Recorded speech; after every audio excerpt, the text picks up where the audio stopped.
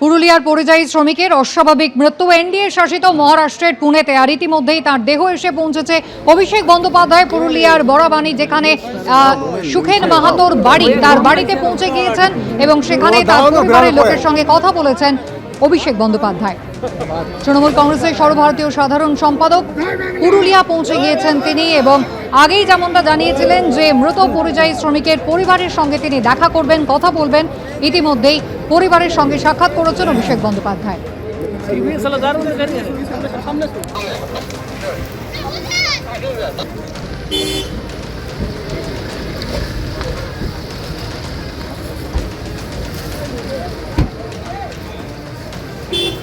পরিযায়ী শ্রমিক সুখেন মাহাতোর দেহ ইতিমধ্যেই এসে পৌঁছেছে তার বাড়িতে, আর অন্যদিকে পুরুলিয়াতে পৌঁছে গিয়েছেন অভিষেক বন্দ্যোপাধ্যায়।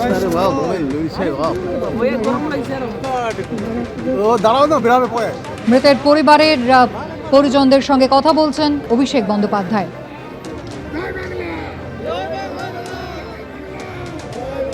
বাংলায় কথা বলায় পরিযায়ী শ্রমিককে খুন করা হয়েছে, এমনটাই অভিযোগ কিন্তু তৃণমূল কংগ্রেসের পক্ষ থেকে করা হচ্ছে। মৃতের পরিবারও একই অভিযোগ করছে, পরিযায়ী শ্রমিককে হত্যা করা হয়েছে। যদিও পুনে পুলিশের পক্ষ থেকে দাবি করা হয়েছে কোনো নির্দিষ্ট গোষ্ঠীকে টার্গেট করে হত্যা করা হয়েছে, এমনটা নয়। যদিও গোটা ঘটনা তদন্তের পরই জানা যাবে, এমনটাও জানাচ্ছে পুনে পুলিশ। আর ইতিমধ্যেই নিহত সুখেন মাহাতোর দেহ এসে পৌঁছেছে পুরুলিয়াতে তার বাড়িতে, আর অন্যদিকে অভিষেক বন্দ্যোপাধ্যায় তার পরিজনের সঙ্গে কথা বলতে ইতিমধ্যেই পৌঁছে গিয়েছেন।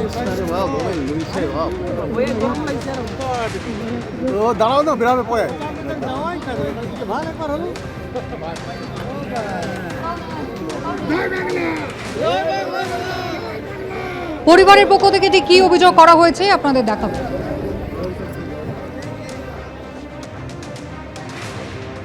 এই বেদনার সময় আমাদের অভিষেক বন্দ্যোপাধ্যায় আসছেন, খুবই আনন্দের বিষয়। আমাদের এই দুঃখের সময় ব্লক প্রশাসন, জেলা প্রশাসন থেকে রাজ্য প্রশাসনের সমস্ত নেতা মন্ত্রীরাই আছে। তাই আমরা আজকের দিনে, এই বেদনার দিনেও অভিষেক বন্দ্যোপাধ্যায় আমাদের এই হোক দুটো সান্ত্বনার কথা বলবে, তাই আমরা উপস্থিত করতেছি। আমরা পেটের দায়ে আমাদের ছেলেকে কাজের জন্য পাঠিয়েছিলাম, কিন্তু এই যে বিজেপি শাসিত রাজ্যে বিজেপির কি বলবো, বজরং দলের যে নির্মমভাবে আমাদের ছেলেকে হত্যা করছে, তার জন্য আমরা ওই বিজেপি শাসিত রাজ্যে তীব্র নিন্দা করছি।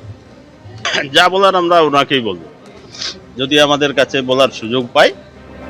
শোকাহত এই পরিযায়ী শ্রমিকের পরিজনরা, মা ইতিমধ্যেই কান্নায় ভেঙে পড়েছেন দফায় দফায়। তার আরও 2 সন্তান রয়েছে, তাদের ভিন রাজ্যে কাজে তিনি পাঠাতে চান না এবং এর জন্য রাজ্য সরকারের সহযোগিতা তিনি চান, বারবারই কথা বলছেন। আর ইতিমধ্যেই অভিষেক বন্দ্যোপাধ্যায় তৃণমূল কংগ্রেসের সর্বভারতীয় সাধারণ সম্পাদক পৌঁছে গিয়েছেন পুরুলিয়াতে এই পরিযায়ী শ্রমিকের বাড়ির লোকের সঙ্গে দেখা করতে।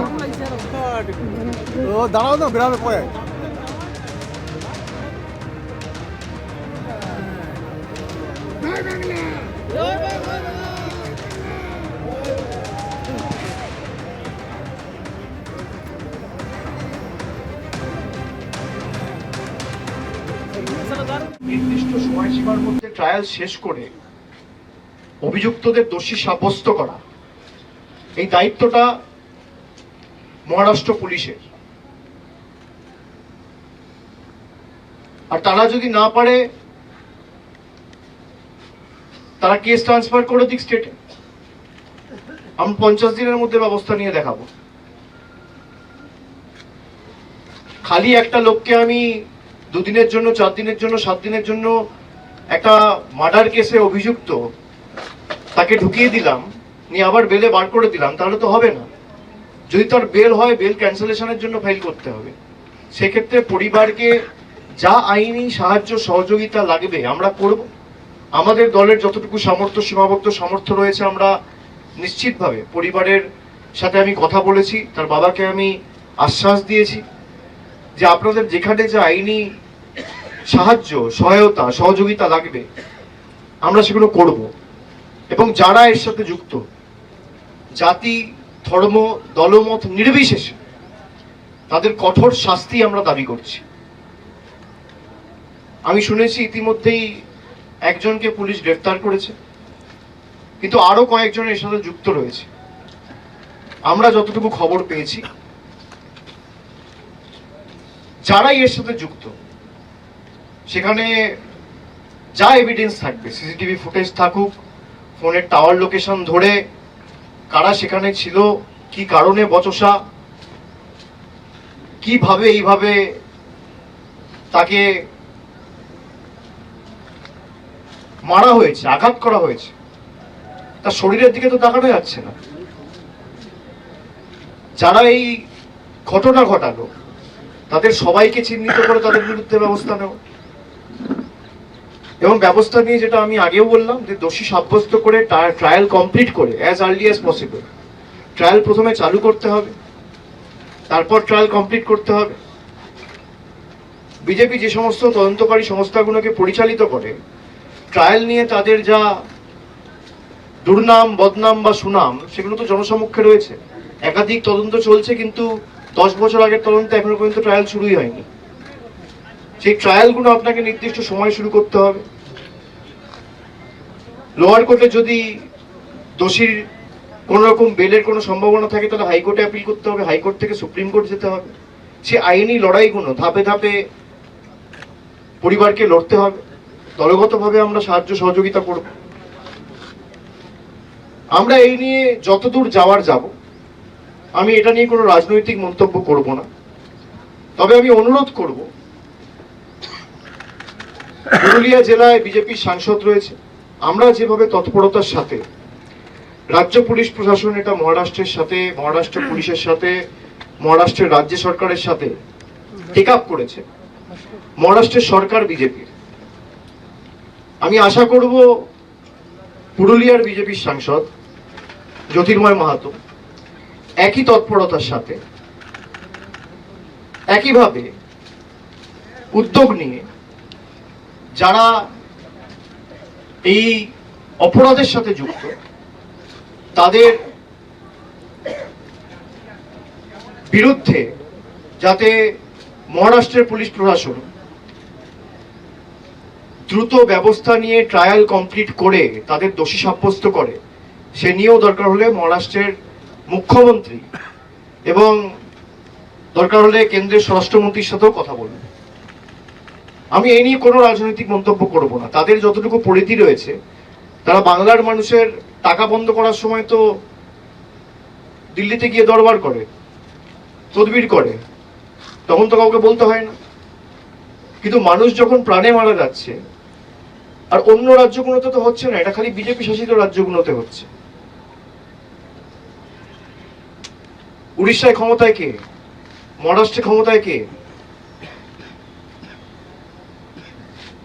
যে ঘটনাগুলো ঘটেছে, হরিয়ানায় ক্ষমতায় কে? মধ্যপ্রদেশে ক্ষমতায় কে? রাজস্থানে ক্ষমতায় কে? ছত্তিশগড়ে ক্ষমতায় কে? একটা ক্লিয়ার প্যাটার্ন লক্ষ্য করা যাচ্ছে। আগেও যে ঘটনাগুলো ঘটেছে, এর বিরুদ্ধে বা প্রতিবাদ করে একটা চিঠি সেই মুখ্যমন্ত্রীকে দেওয়া বা স্বরাষ্ট্রমন্ত্রীকে লেখা, আপনারা তো একই দল করেন। তো আমি আশা করব দলের ঊর্ধ্বে উঠে উনি এই কাজগুলো করবেন। আমরা আমাদের তরফ থেকে যতটুকু ফলো আপ করা আমরা নিশ্চয়ই করব, এবং এই পরিবারকে কথা দিয়েছি 10 দিন পরে দরকার হলে আমাদের 3-4 জন এমএলএর সাথে পরিবারের 2-3 জন নিয়ে আমরা 6-7 জনের একটা ডেলিগেশন মহারাষ্ট্রে পাঠাবো।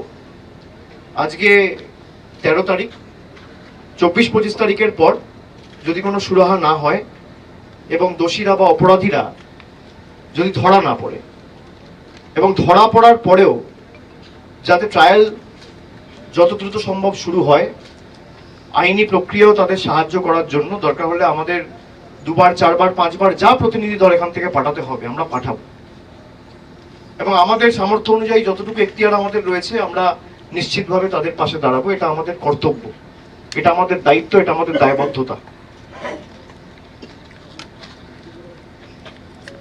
একজন তরতাজা যুবককে যেভাবে কুপিয়ে মারা হয়েছে, তার শরীরের বিভিন্ন জায়গায় যে আঘাতের চিহ্ন, যে নৃশংসভাবে তাকে হত্যা করা হয়েছে,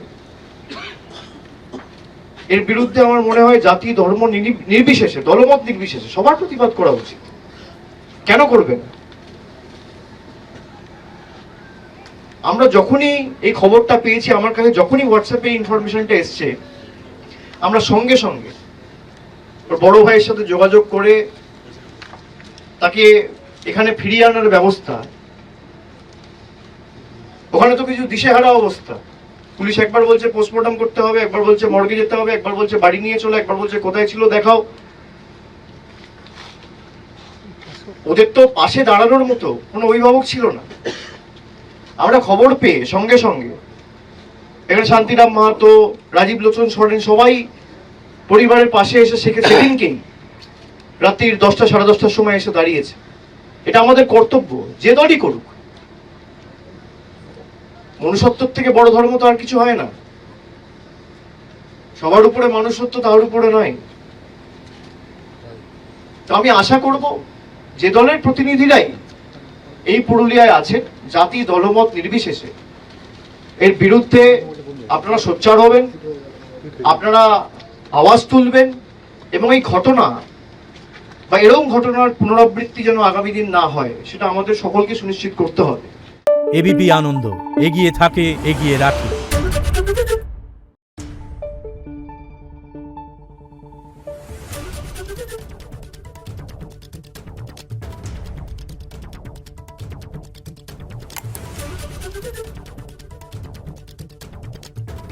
Thank you.